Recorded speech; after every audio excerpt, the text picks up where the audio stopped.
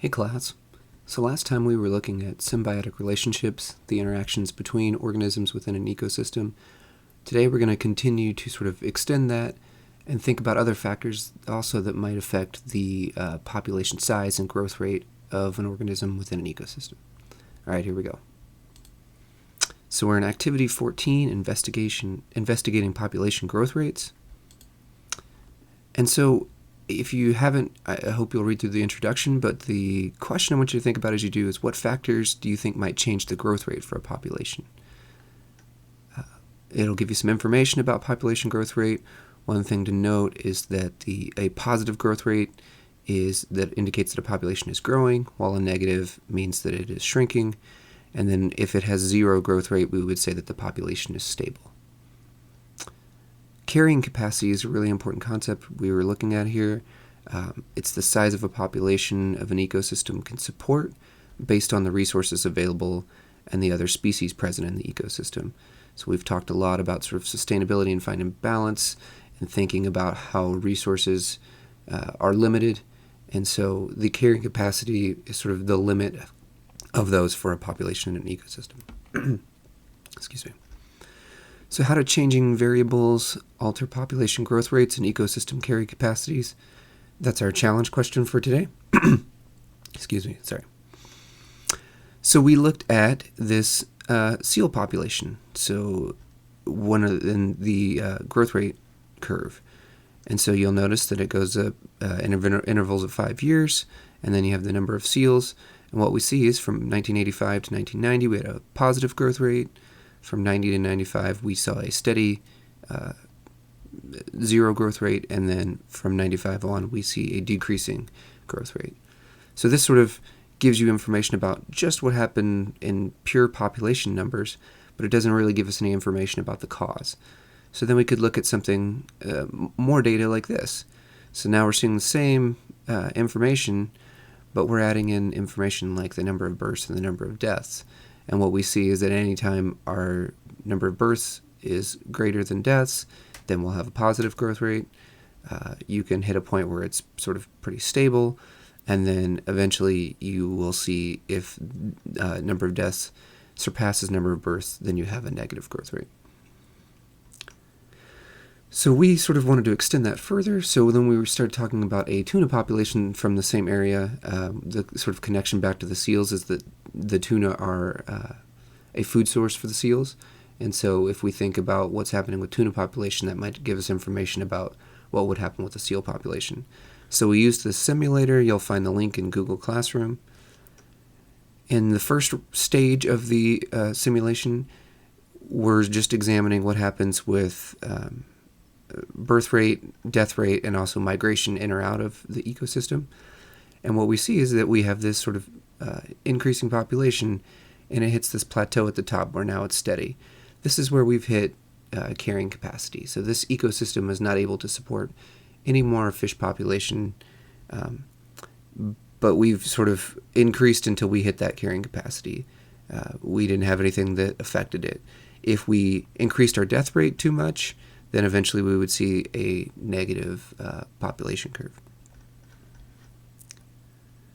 In the stage 2, you're looking at starting to think about what if we added in predators, so thinking about sort of those relationships we saw last time, and then also adding in things that we can't control, like pollution or disease.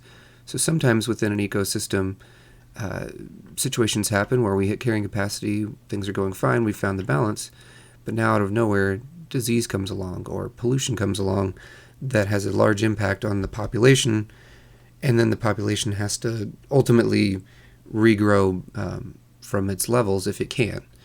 If something were to happen that sort of permanently affected the ecosystem, we might never see this population recover. In this case, the population was able to recover from those situations. Again, we have to find a balance, though. If we had too many predators and not enough food supply, we wouldn't be able to sustain this population. In the third stage, we're sort of stretching back to when we did the tragedy of the commons and thinking about human impacts on this fish population. What if we added in fishing? And one of the things you'll find if you play around with this is that you can't have fishing every season, or else it's hard to maintain a sustainable population. Or you have to have strict limits. You know, if we sort of ran all these up, we would deplete our population really quickly. So in this case, we did sort of once annually fishing, and we were still able to get an increase. Haven't quite hit our carrying capacity yet, but the population is growing towards that. And then in stage 4, this is sort of the ultimate, let's combine it all together and see what this situation really looks like within an ecosystem. So again, thinking about birth and death rates, predators, fishing, and again, those things that are independent of our control, disease and pollution, and that's what you see here. So we sort of had this increasing going, and then we had some situation where disease, pollution sort of knocked down our population, and now it's trying to recover from there. So those things that are controlling how big our carrying capacity can be, those are our limiting factors. They're the factors that control the growth of the population. Some of those factors are things that are density dependent, so things like food, plant, sunlight, nutrients, water. Those are things that depend on the number of animals that are in that population. So if there's a few animals, the food goes further. If there are more animals, the food doesn't last as long. Sometimes we see things that are independent, such as weather, seasons, things that are going to affect it sort of regardless of the number of organisms that are there. And when we think about those growth curves, this would be an example of a linear growth rate. So it's a steady growth rate. This would be like adding a certain number to the population every year, no matter what. And so you get this nice straight line. That's a steady growth rate.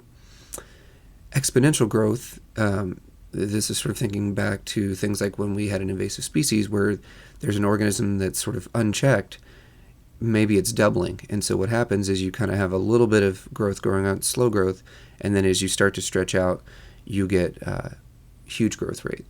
And so the growth rate is increasing every time interval.